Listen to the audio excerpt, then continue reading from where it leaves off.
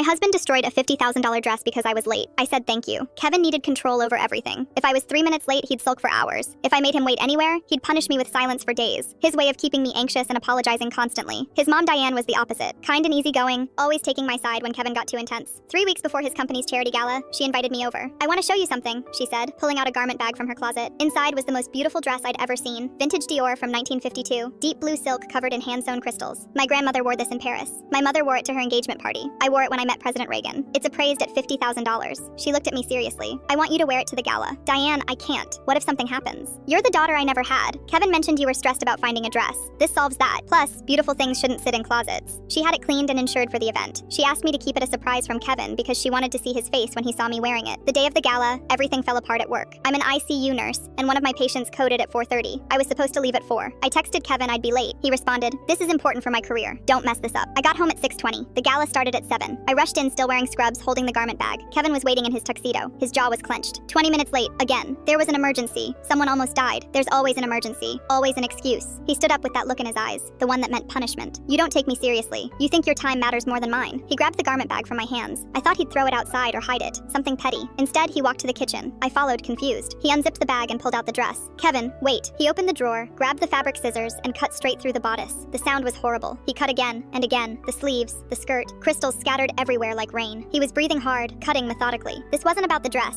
It was about showing me he could destroy something I cared about. That's what he did when he felt powerless. When he finished, he dropped the scissors. Maybe now you'll learn some respect. We're not going. I'll tell everyone you couldn't get ready on time. I smiled. Thank you. He turned around slowly. What? Thank you so much, Kevin. Are you having a breakdown? I pulled out my phone and took photos of the shredded silk. That was your mother's dress. Your grandmother's dress from Paris. The one your mom wore to meet President Reagan. The one she treasured most. Worth $50,000. I started texting the photos to Diane. She's going to be very interested in this. All the color drained from his face. No, you bought a new dress. I said I had a dress for the gala. You never asked where it came from. His hands shook. How was I supposed to know? Maybe by not destroying things like a psychopath? My phone rang. Diane. I put her on speaker. Sweetie, what happened to the dress? I looked at Kevin. Your son cut it into pieces with scissors because I was 20 minutes late from the hospital. Silence. Then Diane's voice came through, cold and steady. Let me talk to Kevin. He took the phone and walked to the hallway. I heard everything. Diane wasn't yelling. She was calm, which was worse. You destroyed your great-grandmother's dress. The dress I treasured most. You destroyed it to hurt your wife for saving someone's life. A long pause. Don't call me. Don't visit. And forget about inheriting anything. I'm calling my lawyer Monday. Kevin came back. His face was gray. She doesn't mean it. She'll calm down. Your mom never says things she doesn't mean. I called my sister. While I waited, Kevin stared at the pile of blue silk, like he was trying to rewind time in his head. Diane changed her will within a week. Kevin's younger brother got everything. The house, the investments, the vintage car collection Kevin had counted on since he was 16, all gone. She sent me a check for $50,000 even though I refused. Insurance covered the dress. This is for dealing with my son. I filed for divorce the next month. Kevin tried everything to fix things with his mother. Letters, flowers, showing up at her door. She never answered. Last I heard, he's still trying.